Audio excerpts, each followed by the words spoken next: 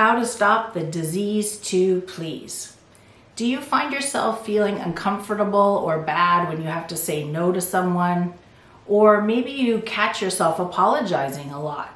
Or it could be that you just are feeling really overwhelmed by all the things that you've committed to and your responsibilities. If this sounds a little bit like you, then you may have what is known as the disease to please, also known as being a people pleaser. But in today's video, I'm going to share with you not only why we fall into the trap of being people pleasers, but I'm going to talk a bit about why that pattern of behavior is not so great for us. And I'm going to share with you several techniques to cure you of your disease to please. So make sure you stay tuned and find out what those techniques are. If you're new here, welcome to my channel. And if you're returning, thanks for coming back. My name is Elizabeth Ritchie. I'm a registered clinical counselor and a certified life coach, and I work with men, women, and teens to help them bust through blocks that are holding them back from living their most fulfilling lives. You can find out more about my work at www.fullflightlifecoaching.com. And if you are interested in videos on relationships and mental wellness, be sure to hit the notification bell so you can find out when my next video is coming down the pipe, as well as subscribe. And if you like this video today, please be sure to leave a comment or ask any questions that you may have. So why do we become people pleasers? How do we fall prey to this disease to please? Well, in many ways, it's evolutionary. You know, if you think back to cavemen and cavewomen times, getting along with others and having good connected relationships was a way to not get thrown out of the tribe and not to be ostracized. So it is a survival mechanism in that sense. But the issue is when people pleasing gets taken too far, we end up valuing ourselves only for what value we can provide to others. So we are only feeling like we are worthy if we are helping somebody else achieve their desires and wishes or meeting their needs. And what happens in all this is our own needs get lost in the shuffle. And then we feel disconnected. We don't know who we really are. We oftentimes don't even know what it is that we really want out of life because we've been so focused on somebody else. So, you know, in an extreme form, the disease to please can lead people down the road to depression, exhaustion, and feeling angry and resentful. So it's a maladaptive behavior pattern that is changeable, just like any pattern or behavior or habit is changeable. It is changeable, and I'm going to share with you some techniques on how to switch from being a person who's focused on the needs of others to feel worthy, instead to become focused on your own needs, wants, desires, wishes, because you are worthy. You are 100% already, right here, right now. So before we go further into techniques to get us out of that people-pleasing behavior that we're stuck in, I want to talk a little bit about where this, the main desire to please comes from. So we all want love and appreciation, and we want to avoid conflict, and we want to avoid abandonment. And you know, do you have an idea what you think is the main reason why people fall into people-pleasing mode?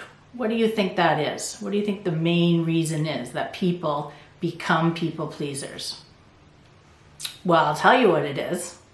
It is to hold on to a relationship.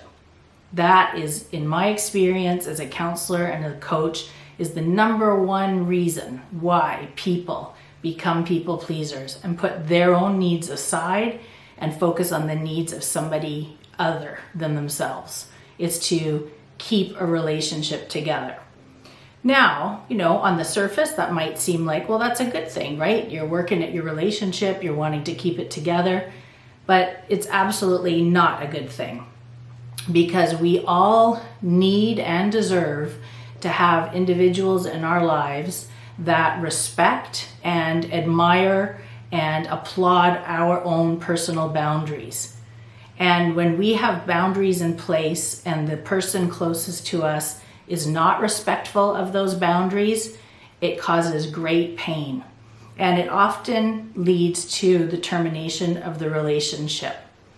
Now, again, on the surface, breakups and termination of relationships may seem like a bad thing, but really they're not. They hurt at the time, but they open up the door for new possibilities, new romantic partners, new relationships, where the other person does value and respect your own boundaries.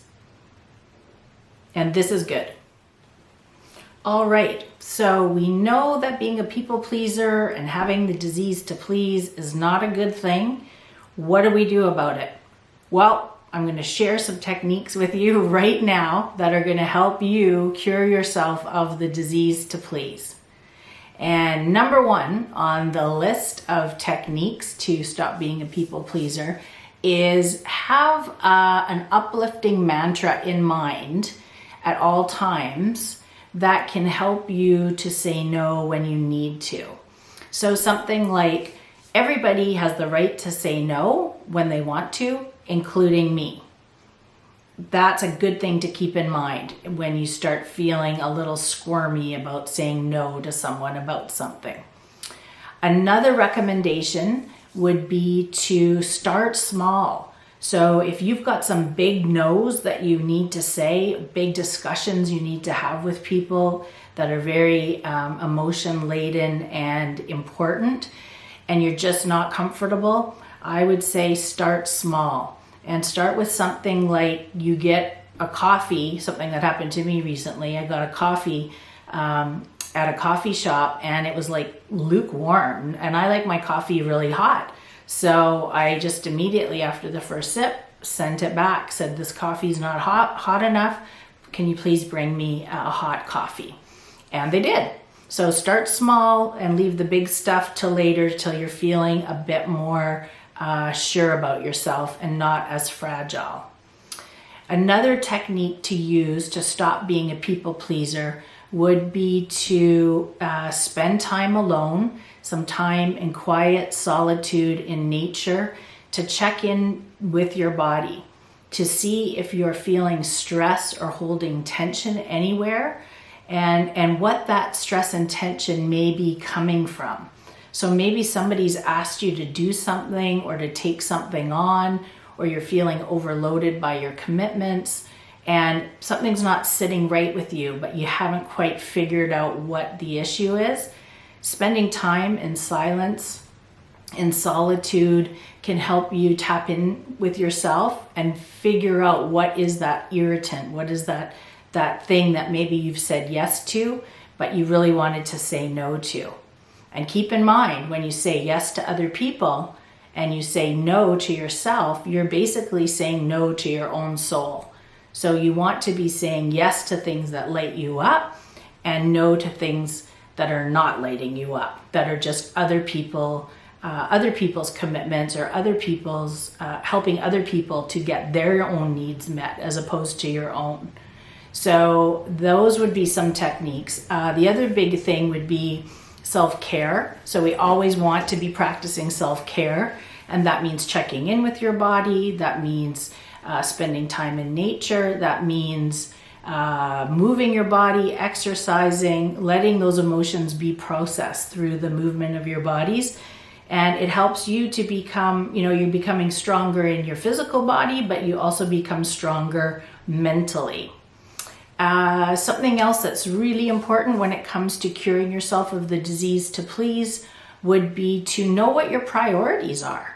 Like, know what's important in your life, because if you know what your priorities are, whether it's in terms of your home life or your business, then it's very easy to say no to things that fall outside that.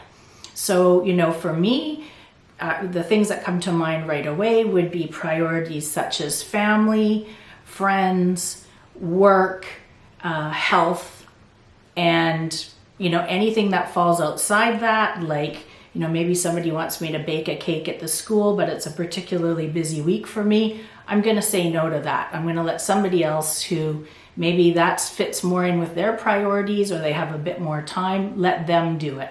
So know what your priorities are. That's key. And I think, those are the basics, really. It's all about firming up those boundaries and knowing what's important to you and knowing what's making you uncomfortable, and then saying no to it. So saying no, remember that mantra as well. Saying no to other people when it's things that you don't want to do and it doesn't light you up is saying yes to yourself. Another way to stop being a people pleaser is to practice out the script or what you want to say to the other person that you want to say no to, or you want them to bring attention to your boundary that they haven't been noticing and you want to talk about it. You might want to sit down with a trusted friend, somebody who has your best interests at heart, or you might want to sit with a therapist, a counselor, a coach, and run through that script of what you're going to say, how you're going to enforce your boundary, so to speak. That's another great technique. Another way to stop the disease to please is to stall. So I talked about this in another video about motivating your adult children, and stalling really applies to everything. It's having a ready-made excuse so that if somebody puts you on the spot with a request, asking you to do something that you don't want to do, you quickly have an answer that stops the person in their tracks. So it might be something like, I need to speak with my partner about that. Thank you for the invitation or bringing it to my attention, but I'm going to talk to my husband, discuss it with my wife, and I'll get back to you. So you don't want to say yes right away, because if you say yes right away, you're stuck. It's better if you can say no, or you stall and say, I'll have to check my calendar and I'll get back to you. Or, I think my daughter has band practice that night. Let me double check my schedule and I'll get back to you. So you have something at hand so you're not caught off guard and feeling that initial instinct just to say yes. So there you have it. We have talked today about what the disease to please is all about, where it comes from, signs that you might be a people pleaser yourself, why it's not so great to be a people pleaser, and I shared with you several effective techniques to help you to stop being a people pleaser, to cure yourself of the disease to please. Now, if you like this video, I hope you will leave a comment below, or if you have a question, please let me know. And remember, if you would like more videos on mental wellness and positive relationships, then please hit that notification bell and subscribe. And if you want more information about my work as a therapist and life coach, you can check out www.fullflightlifecoaching.com and send me a message to admin@fullflightlifecoaching.com. Thanks for stopping by. Until next time.